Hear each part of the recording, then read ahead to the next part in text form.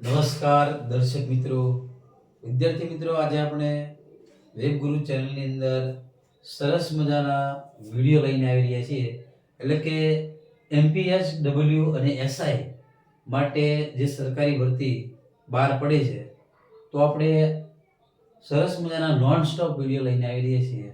તો જોવાનું ભૂલતા નહીં. ખાસ હવે આપણે લડી જ લેવાનું છે. તો હવે આપણે શરૂઆત કરવા જઈ રહ્યા છીએ કે એમપીએસ ડબલ્યુને આજે પરીક્ષાઓ આજે લેવાય છે, તો આપણે ઘણું બધું નોલેજ એકઠું કરતા હોઈએ છીએ, પણ આપણે વિડીયોના માધ્યમ દ્વારા, યુટ્યુબના માધ્યમ દ્વારા સરસ મજાનું તમને વેબગુરુ દ્વારા નોલેજ મળવાનું છે. એ પણ તમને યુનિક, આજ સુધી તમને કોઈ ચેનલમાં જોવા નહીં મળ્યું હોય. તો હવે આપણે શરૂઆત કરીએ. તો સબ સેન્ટર પર રાખવામાં આવતા રેકર્ડ્સ, એટલે કે એમપીએસ ડબલ્યુની અંદર જ્યારે તમને આ પ્રશ્ન પૂછવામાં આવે કે સબ સેન્ટર પર રાખવામાં આવતા રેકર્ડ્સ કયા છે, તો હવે આપણે એનો વન બાય વન અભ્યાસ કરવા જઈ રહ્યા છીએ. તો આપણે અહીંયા રજિસ્ટર નંબર 1 ની વાત કરીએ તો પેલો આપણે અહીંયા સામાન્ય માહિતીનું, એટલે કે સામાન્ય માહિતીનું અને ગૃહ મુલાકાતનું રજિસ્ટર.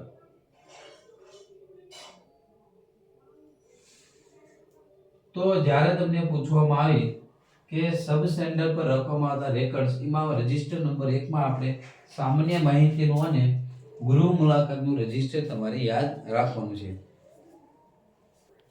તો મિત્રો, આપણે પહેલા નંબરનું જે રજિસ્ટર છે, સામાન્ય માહિતીનું અને ગૃહ મુલાકાતનું રજિસ્ટર, આ તમારે ખાસ નોટબુકમાં નોંધ કરી લેવાનું અને યાદ રાખી લેવાનું છે. સબ સેન્ટર પર આપણે રેકર્ડ્સની અંદર બીજું આપણે અભ્યાસ કરીએ. રજિસ્ટર નંબર 2 ની અંદર આપણે આવશે લાયક દંપતીનું રજિસ્ટર, એટલે કે આપણે બીજું આપણે તમારે યાદ રાખવાનું છે લાયક દંપતીનું રજિસ્ટર. તો ખાસ તમારે મિત્રો મારી સાથે લખતા જજો અને પાકું પણ તમારે થઈ જશે, બરોબર? તો મિત્રો, આપણે સબ સેન્ટર પર જે રેકર્ડ્સની વાત કરી એની અંદર આપણે ત્રીજો આપણે અભ્યાસ કરવા જઈ રહ્યા છીએ રજિસ્ટર નંબર 3, એટલે કે આપણે આની અંદર તમારે આવશે કુટુંબ કલ્યાણની સેવાનું રજિસ્ટર. કુટુંબ કલ્યાણની સેવાઓનું રજિસ્ટર. ખાસ તમે નોંધ કરતા જજો, જેથી કરી તમને કોઈ પ્રશ્ન ના રહે. તો હવે આપણે અહીંયા રજિસ્ટર નંબર 4 ની વાત કરીએ, એટલે કે માતૃ સંભાળ, બરોબર? એટલે કે 4 નંબરનું જે છે માતૃ સંભાળ રજિસ્ટર. તો ખાસ આપણે આ નોંધ કરી લેવાનું છે 4 નંબર, બરોબર? માતૃ સંભાળ રજિસ્ટર. 5 નંબરના રજિસ્ટર નંબરની આપણે વાત કરીએ, એટલે કે રજિસ્ટર નંબર 5, એની અંદર આપણે આવશે બાળ સંભાળ અને રસીનું રજિસ્ટર. રસીઓનું રજિસ્ટર. ત્યારબાદ આપણે આગળ અભ્યાસ કરીએ રજિસ્ટર નંબર 6 ની અંદર મેલેરિયાનું સારવાર, એટલે કે મેલેરિયા જે થાય છે આપણને એની વાત થાય છે. મેલેરિયાની સારવારનું રજિસ્ટર.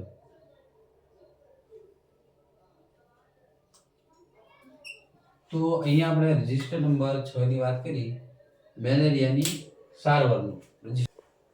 તો અહીંયા આપણે રજિસ્ટર નંબર 7 ની વાત કરીએ તો આમાં આવશે આપણે જથ્થા રજિસ્ટર, એટલે કે જથ્થા રજિસ્ટર. તો સાથે સાથે આપણે સરસ મજાનું તમારે નોંધ કરતા જજો ખાસ, બરોબર? ત્યારબાદ આગળ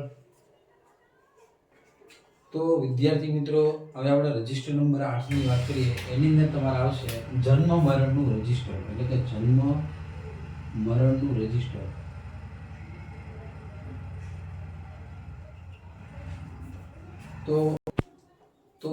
તો મિત્રો, આ હતા આપણે સબ સેન્ટર પર રાખવામાં આવતા, બરોબર, રેકર્ડ્સ, એટલે કે આ રજિસ્ટર નંબર જે આપણે અલગ અલગ અભ્યાસ કર્યો, જેની અંદર આપણે રજિસ્ટર નંબર 1 ની વાત કરી કે સામાન્ય માહિતીનું અને ગૃહ મુલાકાતનું રજિસ્ટર.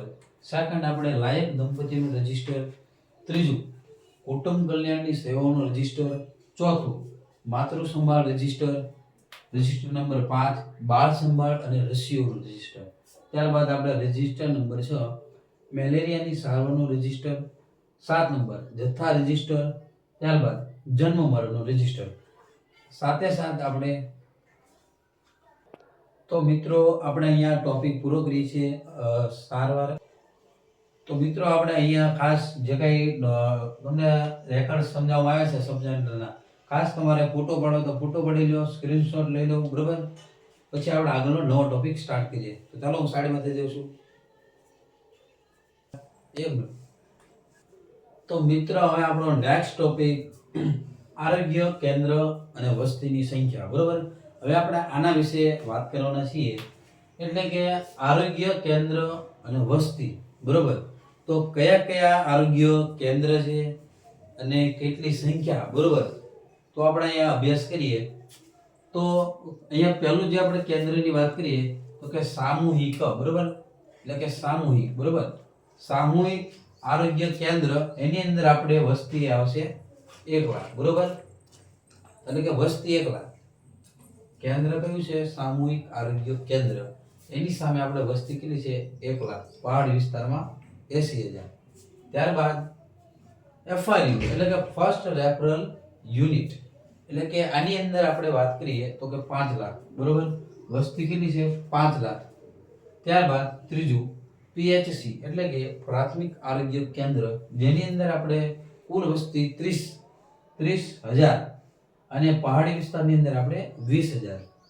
ત્યારબાદ આપણે ચોથા આરોગ્ય કેન્દ્રની વાત કરીએ તો પેટા કેન્દ્ર એટલે કે સબ સેન્ટર, જે સેન્ટર વચ્ચે હોય એની વાત કરી છે. એટલે કે એની આપણે વસ્તી કુલ છે 5,000 અને પહાડી વિસ્તારની અંદર આપણે એની કુલ વસ્તી 3,000.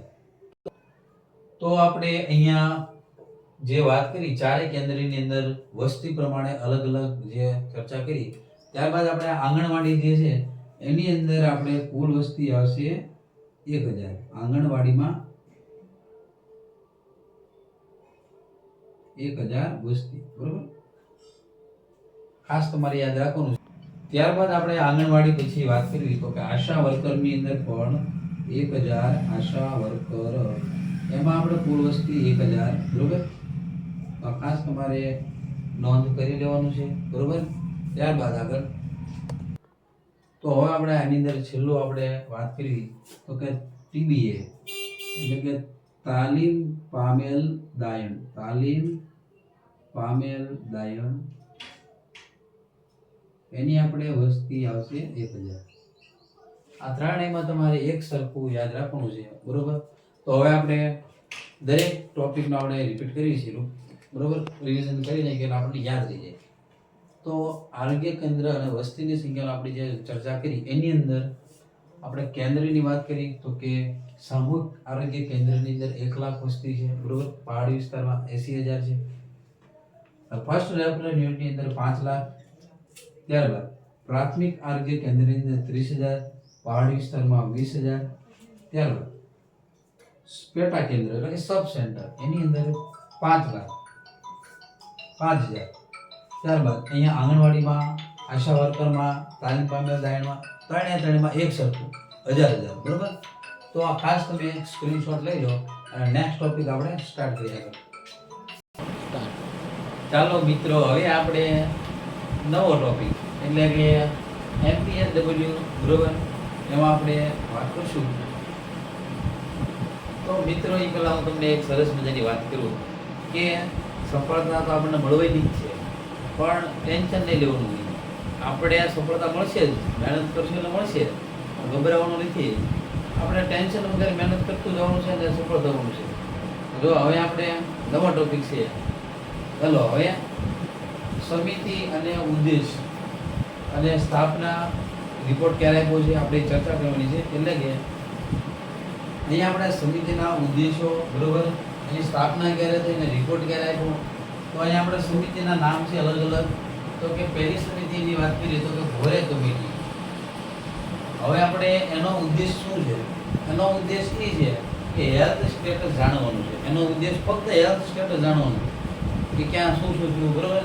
એની સ્થાપના આપણે 1943માં થઈ હતી અને એને રિપોર્ટ આપણે આપ્યો છે 1946, બરોબર. ત્યારબાદ છે મુદ્રિત વાર, બરોબર. મુદલી પાર કમિટી એટલે કે આનું કામ એવું છે કે હેલ્થ સર્વ એન્ડ શું છે પ્લાનિંગનું કામ છે, બરોબર. ચલો મિત્ર, જો આપણા મુદલી યાર છે, સોરી મુદલી પારની મુદલી યાર કમિટી, ત્યારબાદ એનું જો આપણે શું છે ઉદ્દેશ હેલ્થ સર્વ અને પ્લાનિંગનું કામ છે.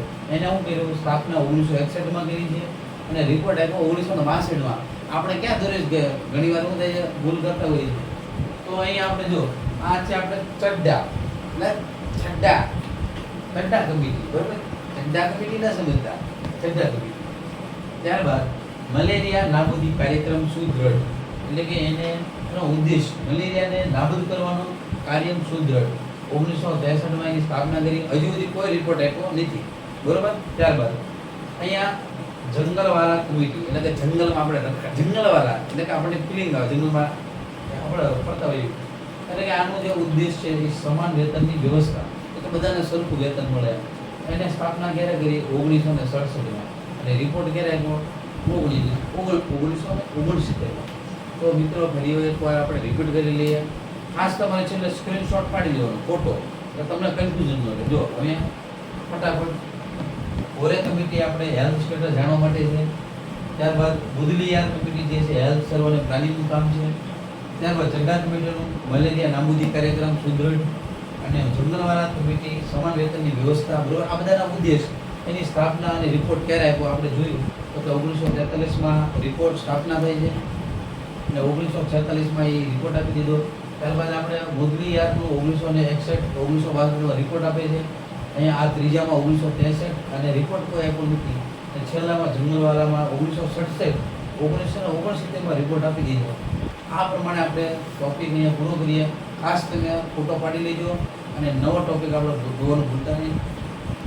તો મિત્રો હવે નેક્સ્ટ ટોપિક એટલો ઇમ્પોર્ટન્ટ છે કે તમે ખાસ વિડીયોને લાઈક કરવાનું ભૂલતા નહીં, કારણ કે આપણે નોન સ્ટોપ શીખવાનું છે.